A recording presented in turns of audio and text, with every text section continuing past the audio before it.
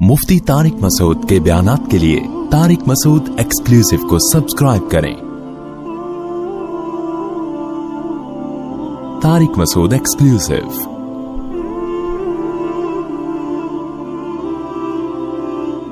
हिंदू का कमेंट्स आया कि हम इसलिए मुसलमान नहीं होते कि फजूल की टेंशनें बहुत हैं इस्लाम में। बात आ रही है समझ में? उस हिंदू ने कमेंट किए नीचे मेरे बयान के नीचे कि मैं इसलिए इस्लाम कबूल नहीं करता कि इस्लाम में ये फजूल की टेंशनें बहुत हैं, कि ये हो गया तो उससे निकाह नहीं हो सकता, ये हो गया तो उससे निकाह नहीं हो सकता। ये तो भाई हमारे लिए ये टेंशनें क्यों हैं? ये गैरतमंद लोगों की जिंदगी ऐसे ही होती है कि जब आपके बेटे की शादी हुई और बहू बन के कोई औरत घर में आई तो इस्लाम आपको ये इजाजत ही नहीं देता कि आप इस पे हवस की निगाह डालो। अब आपने जब भी उसको देखना है अपनी बेटी की हैसियत से देखना है और महफूज है। और ये भी इस्लाम ने बता दिया भाई ये तलाक भी देगा तो आप इससे शादी नहीं कर सकते, हो ही नहीं सकता, रास्ता बंद। तो हमारे पास कितनी बड़ी दलील, किसी एथियस्ट से पूछो कि ये गलत है, वो अगर गलत कहेगा तो गलत होने की दलील नहीं, वो सही कहेगा तो सही होने की दलील नहीं। हमारे पास कितनी बेहतरीन दलील है। हुर्रिमत अलैकुम उम्महातुकुम व बनातुकुम व अम्मातुकुम व खालातुकुम व बनातुल अख व बनातुल उख्त व उम्महातुकुम अल्लाती अर्ज़अनकुम व अखवातुकुम मिनर रज़ाअ व उम्महातु निसाइकुम व रबाइबुकुम अल्लाती फी हुजूरिकुम मिन निसाइकुम अल्लाती दखलतुम बिहिन्ना। क्या अंदाज है। मैंने एक अंग्रेज के तबसरा पढ़ा था इस आयत पे। उस अंग्रेज ने लिखा कि मुसलमानों के पास ये जो आयत है ना, ये ऐसी खानदानी आयत है, खानदानी का लफ्ज़ मैं अपनी तरफ से कह रहा हूं, उसके जो अल्फाज का अपनी जबान में तर्जुमा कर रहा हूं। उसने कहा सोचो जिस मुआशरे में इस कानून पर अमल किया जाता होगा कैसा पाकीज़ा मुआशरा होगा वो। ये अंग्रेज के अल्फाज हैं। और जिस मुआशरे के पास ये कानून नहीं है, वो बज़बान हाल ये कहना चाह रहा था, तो उस मुआशरे की दरिंदगी का क्या आलम होगा, वो कैसे फैसला करेगी। अल्फाज के हैं कुरान के, आप उठा के देखें चौथे पारे का एंड। तुम पर हराम कर दी गई हैं हमेशा के लिए तुम्हारी माएं। कभी भी इंसान अपनी मां से इस किस्म का रिलेशन नहीं कर, हमेशा के लिए हराम। वह बनातुक, और मां में नानी दादी खुद बखुद आती हैं, वो भी उम में ही आती हैं। वह बनातुकुम, तुम पर हराम कर दी गई हैं हमेशा के लिए तुम्हारी बेटियां, और इसमें पोतियां और नवासियां भी इसी बेटियों में ही आती हैं। हुर्रिमत अलैकुम उम्महातुकुम व बनातुकुम व अखवातुकुम, तुम पर हमेशा के लिए हराम कर दी गई है तुम्हारी बहनें, चाहे मां शरीक हो या बाप शरीक हो, सब इसमें आ गई। व अखवातुकुम व अम्मातुकुम, तुम्हारे बाप की बहनें तुम पर हमेशा के लिए, बोलो भाई, फुफ्फी जिसे कहते हैं, मुकद्दस रिश्ता है। जब अपने बाप की बहन पे निगाह डालोगे माओ वाली निगाह डाल सकते हो, कोई और निगाह डालने की इजाजत, बोलो भाई, नहीं। ये है ही नहीं, ये निकाह का महल ही नहीं है। व अम्मातुकुम व खालातुकुम, तुम पर हराम कर दी गई हैं तुम्हारी माओ की बहनें, जिसको खाला कहा जाता है। नहीं आ रही बात। चाहे वो तुमसे उम्र में छोटी क्यों ना हो, लेकिन चूंकि तुम्हारी मां की बहन है तो लेवल उसका वही है ना। तो जब उस पे निगाह डलेगी मां वाली निगाह डलेगी। व अखवातुकुम व खालातुकुम व बनातुल अख, तुम्हारे भाई की बेटियां तुम पर हराम है, क्योंकि तुम्हारे भाई की जो बेटी है वो तुम्हारी बेटियों की तरह है, कभी भी उससे निकाह नहीं हो सकता। वह बनातुल उख्त, तुम्हारी बहन की बेटियां जो तुम्हें मामू कहती हैं, तुम्हारे भाई की बेटियां तुम्हें चाचू कहती हैं। ये कैसा रिश्ता है कि एक तरफ चाचू भी कह रही हैं, अंकल भी बना रही हैं। अंकल का असल में तो चचा से निकला है, वो अंग्रेजों ने फिर इसका मफहूम इतना वसी कर दिया कि पूरी दुनिया को अंकल बना दिया उन्होंने। जब वो तुम्हें चचा कह रही है, तुम्हें एहतराम दे रही है, इज्जत दे रही है, तो अब उससे ये रिलेशन कायम नहीं हो सकता। ना हलाल ना हराम, हराम तो वैसे ही हराम है, हलाल भी नहीं हो सकता। व बनातुल उख्त व उम्महातुकुम अल्लाती अर्ज़अनकुम, क्या अंदाज है कुरान का। वो माएं जिन्होंने बचपन में गोद में लेके तुम्हें दूध पिला दिया, उनसे भी एक तकद्दुस का रिश्ता कायम हो जाता। पहले तो बहुत होता था, अब कम होता है। मालदार औरतें पहले बच्चे खुद नहीं पालती थी, अरब में दस्तूर था, पैसे देके किसी को कहते तू पाल ले, जब बड़ा हो जाए इधर दे देना। मैं इसलिए जो डिफेंस क्लिफ्टन की औरतें हैं ना, उनसे कहता हूं कि आपसे अगर बच्चे नहीं पल रहे हैं ना तो पैदाइश को रोको मत, पैदा करके दाइयों को पकड़ा दिया करो, ये फिर भी बेहतर है। और ये साबित है असलाफ से। खुद हमारे नबी सल्लल्लाहु अलैहि वसल्लम की वालदा मोहतरमा ने نبی کی ولادت کے بعد مائی حلیمہ کے حوالے کیا نا, حوالے کر دیا, تو مائی حلیمہ بھی آپ صلی اللہ علیہ وسلم کی کیا بن گئی؟ ماں بن گئی, کہ انہوں نے دودھ پلایا نبی صلی اللہ علیہ وسلم کو. تو جو عورت آپ کو بچپن میں دودھ پلائے, ایک تقدس کا رشتہ بولو بھائی قائم ہو گیا. اب اس سے نکاح کا سوچنا یہ غلط ہے, ماں بیٹی کا رشتہ بن گیا. اور اللہ نے کیا فرمایا؟ وَأُمَّهَاتُ نِسَائِكُمْ, تمہاری بیوی کی جو ماں ہے وہ بھی تمہاری کیا ہے؟ مدر ان لا ہے نا.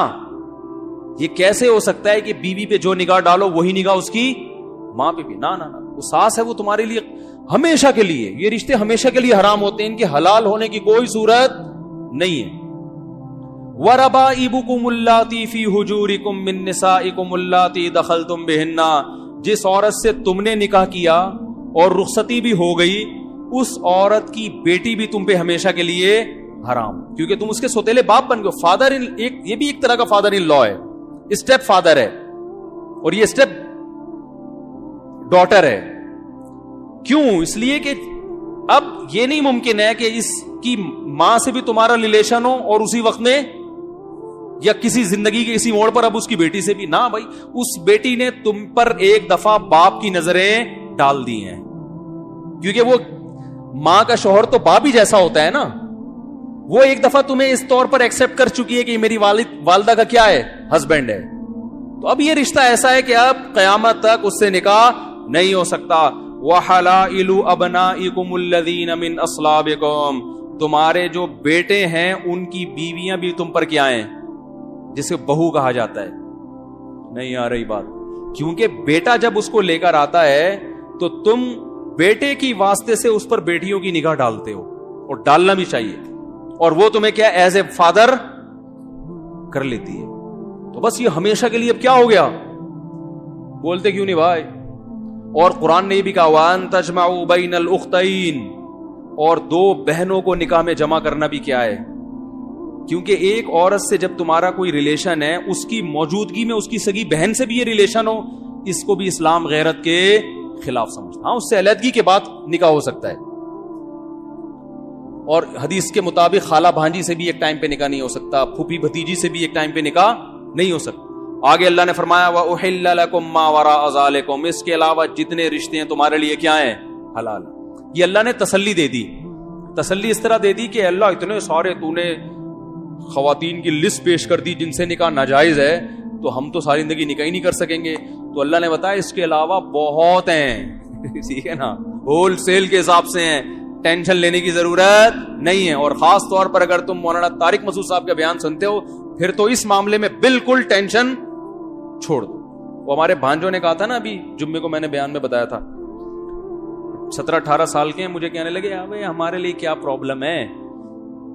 وہ گھر میں جا کے ذکر کر رہے ہیں کہ ابھی ہماری آمدن تو کچھ ہے نہیں, تو کچی آبادی میں 2000 روپے کرائے پر کمرہ مل جاتا ہے, کسی بیوہ سے کر لیتے ہیں.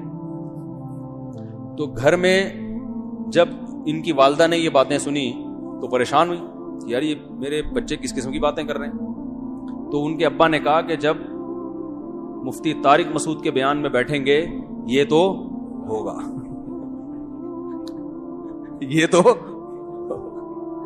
میں نے اب کل مجھ سے یہ ملے بڑا والا, وہ کہنے لگا ماموں ایک چیز ہمارے ذہن میں آ رہی ہے, اگر ہم کسی بیوہ سے کریں نکاح تو پہلی شادی لڑکی کی 25 سال کی عمر میں ہوتی ہے, جو عام طور پہ جو شادی ہوتی ہے کنواری لڑکیوں کی. شوہر بہت زیادہ ٹائم جلدی مر گیا تو 10-20 سال میں جا کے مرے گا, تو کوئی 35-45 سال ہی کی ہمیں ملے گی.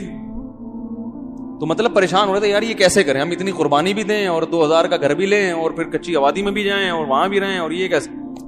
میں نے کہا بھائی یہ آرڈر پہ بیوہ کروائے بغیر یہ کام نہیں ہو سکتا.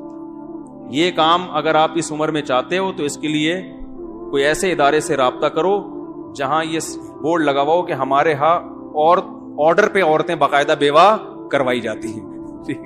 قدرت کی طرف سے کسی کے بیوہ ہونے کا انتظار کرو. اور میں نے کہا دوسری بات یہ کہ یہ آپ کی سوچ بہت اچھی ہے, نظریہ بہت اچھا ہے, اپریشیٹ کرتا ہوں, لیکن مسئلہ پتہ ہے کیا ہے, کیونکہ ابھی آپ کی جیب میں روکھڑا بالکل بھی نہیں ہے, تو 45 سال کی بھی کوئی بیوہ مل جائے نا تو غنیمت ہے.